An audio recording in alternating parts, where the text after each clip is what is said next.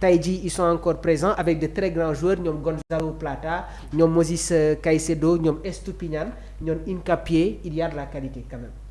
waaw il y a énormément de qualité. tey sans pour autant oublier l'Allemagne la Mannschaft. tey jii soo xoolee. Équateur dafa nekk équipe boo xam ne. moo gën a naqaree footballal. doon Amérique du Sud. tey jii même ñi nga xam ne dañuy seetaan Amérique du Sud di faral di seetaan match yi. gars yi wax nañ ko te tey jii soo gisee tey jii actuellement nii dafa am benn club boo xam ne dafa relevé wu. tey jii moo nekk un excellent club formateur. muy Independiente del Valle. tey jii moom moo génnee.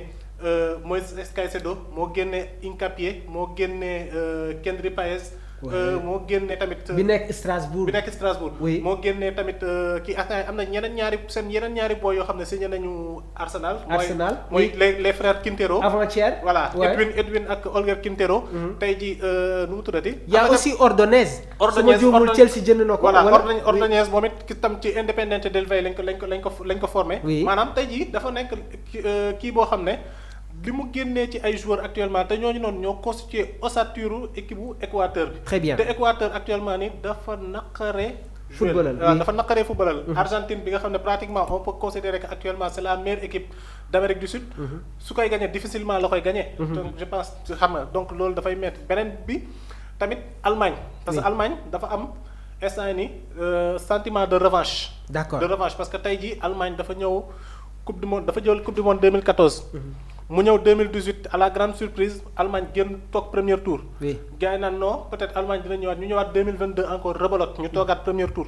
donc ce qui veut dire que actuellement ni Allemagne dañu am sentiment de revanche bëgguñu def troisième coupe du monde boo xam ne dañuy toogee match de poule. donc ils feront tout pour sortir donc loolu noonu.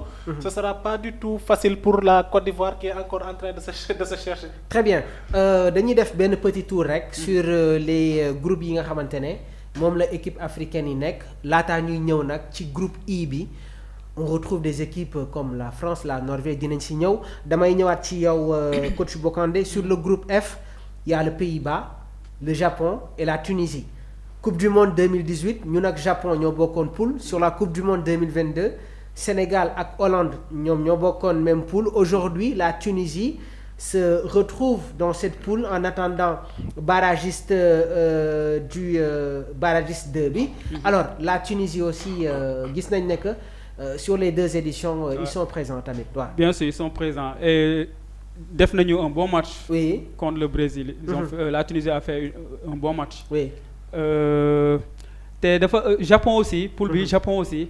dafa nekk équipe bu naqari jouer comme Ousseynou moo ko waxee ci Équateur. d'accord en général asiatique yëpp sax en général dañuy nekk ay équipes yu boo xam ne dur à cuire. oui moo tax Tunisie tamit dina am difficulté foofu. oui Tunisie ak kan nga wax. waaw il y a la Tunisie il y a le Japon. Tunisie Japon les Pays-Bas.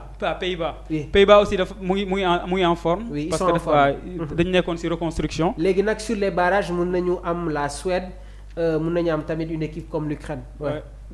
dina difficile aussi quoi foofu aussi dina difficile quoi. dina difficile dina metti trop. voilà alors sur le groupe G avant may ñëwaat sur le groupe I bon sur le groupe H il y a le Cap-Vert si groupe G bi Belgique la Iran Égypte ak la Nouvelle-Zélande donc Égypte. effectivement il y a Mohamed Salah. waaw Omar Marmoush noo gisee tamit groupe bi. non foofu l'Égypte peut s'en sortir. parce que am na si yenn poules yi. y a des champions du monde. oui y a des équipes yoo xam ne dañu am ay vécu. tandis que peut-être poule Égypte bi. oui Égypte foofu mun na bon bëgguma wax créer surprise. oui mais Égypte mun na génn. mun nañ si génn exactement. waaw la Belgique l'Iran la Nouvelle-Zélande quand même c'est une poule abordable pour les Égyptiens. sur le groupe H Ousseynou Espagne l'Uruguay. Arabie Saoudite le Cap-Vert du très lourd pour les Cap-Verdiens. waaw effectivement c'est du très très lourd pour les Cap-Verdiens. parce que actuellement ni tey jii sooy xool. pour man Espagne dafa ñëw en tant que grand favori. de cette coupe du monde. avec l'Argentine. tey jii Espagne ñëpp xam nañ ne benn coupe du monde rek la jël mooy en 2010. ils veulent remporter une deuxième. avec cette génération qu'on peut appeler aussi une génération dorée avec les Lamine Yamal, Pedri et Mikel Merino toute cette équipe. Ouais. Donc ils veulent Nico Williams donc ils auront envie de prouver que ils sont là quoi comme que jël nañu Euro actuellement ni xam nañ ne ils sont attendus pour la Coupe du Monde. Ils voudront se montrer. Tey jii ñëpp xam nañ tam Uruguay dafa nekk tamit benn phase de reconstruction parce que tey jii gis nañ Uruguay boo xam ne les joueurs cadres pratiquement sooy xool ils sont tous à la retraite jël nañ seen retraite internationale. Très bien. Luis Suarez, Edinson Cavani. Oui. Le gardien Fernando Muslera. Donc tey jii c'est une nouvelle génération dirigée par dirigée par Marcelo Bielsa. Ouais. Sous l'impulsion de Darwin Núñez. Oui. Donc tey jii Uruguay dañu nekk en phase de reconstruction donc peut-être. Ils ont certaines difficultés actuellement. Oui. Parce qu'on a vu récemment qu'ils ont perdu 5-1 face aux États-Unis en amical. Oui. Lors de la dernière fenêtre internationale. Très bien. Donc ñoom tamit ils voudront se montrer parce que tey Uruguay c'est pas tamit n'importe qui ci Coupe du Monde. Uruguay première nation vainqueur de la Coupe du Monde.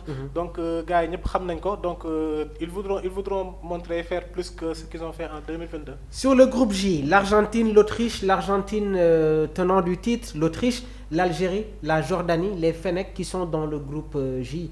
Algérie, on n'en parle pas, mais ñoom itamit j'ai vu que jot nañu réussir seen phase de transition. Gars yi, on va parler du groupe I bu leen ko yàqamti mais juste rek dañuy def benn tour sur les autres groupes avant ñuy ñëw nag sur le groupe I de l'équipe poule bi nga xamante ne foofu la Sénégal nekk, l'Algérie. Bon, s'il y a une équipe après l'Espagne, Ouais. s'il y a une équipe après l'Espagne Oui. à craindre, c'est vraiment l'Argentine. Argentine. Waaw. Tactiquement, techniquement, répondre au duel. Oui. Gis naa ne daal dans tous les compartiments du jeu, Oui, c'est une équipe à craindre. très bien. Ouais, l'Argentine. C'est une équipe à craindre. Dina difficile trop quoi. Mais pour le boobu l'Argentine va sortir premier, je pense. Question bi ma la bëggoon poser, quelle est la particularité du style argentin? Bon, Parce que yaa ngi sànq noonu en off yaa ngi may wax ne que dans leur jeu dans les concepts tactiques il y a beaucoup de diversité mais lan mooy seen particularité dëgg lan mooy seen ADN. bon, tout d'abord Messi. c'est une vraie identité, c'est une vraie ADN, maanaam ils ont Messi, ils ont le meilleur joueur du monde dans leur équipe. Oui. Loolu rek déjà ça donne envie. Oui. Beneen bi aussi. maanaam c'est des équipes yoo xam ne. maanaam dañu am benn culture tactique quoi. Ouais. maanaam Argentine y a de l'Italie en Argentine maanaam Argentine day jouer nga gis une équipe organisée défensivement. Rigueur défensive. Merci. Une bonne assise. Merci beaucoup. Et Oui. offensivement aussi c'est une équipe joueuse. Oui. xam nga Argentine tey maanaam coupe du monde bi mu gagné nii ak Copa maanaam processus la. Oui. maanaam Argentine mu ngi doon ñëw face à Chili 2 fois mu perdre finale Copa. Oui. mais da ngay gis une équipe joueuse. déterminée. jouer jusqu'à la fin. pour man Argentine comme lu Ousseynou wax sànq. Oui. en off. Oui. Ousseynou mooy Argentine dafa constant quoi Argentine mooy équipe boo xam ne dafa constant. Très bien. voilà exactement moo tax c'est une équipe boo xam ne redoutable daal. Oui. équipe boo xam ne daal waaw. La France, le Sénégal, Norvège ak le barragiste F2 donc le Sénégal comme ni ko Ousseynou waxee la Bolivie Suriname, Irak donc ñooñu la ñuy xaar pour compléter le groupe I mais déjà comme ni ma ko waxee sànq il y a la France il y a aussi la Norvège su ma ko waxee suñu xel dafay dem ci Erling Haaland te depuis lors maa ngi def un petit rappel c'est-à-dire seen joueurs yi ils sont dans les grands championnats. Exactement. Commençant par leur gardien Nilan mi ngi dans le championnat espagnol ci équipe bii di FC Séville. Ayer le défenseur de Brentford 1m96 capable de jouer comme arrière droite au niveau de l'axe central moom ak Østigard l'ancien défenseur du Napoli ñoom ñooy former la charnière norvégienne. Sur leur couloir droit ils ont Rayson mu nekk joueur boo xamante ne mi ngi football en Bundesliga ci équipe bi nga xamante ne moom mooy le Borussia Dortmund. Arrière gauche ils ont un joueur muy Wolf il est dans le championnat anglais mi ngi football ci équipe bi nga xamante ne moom mooy Wolverhampton.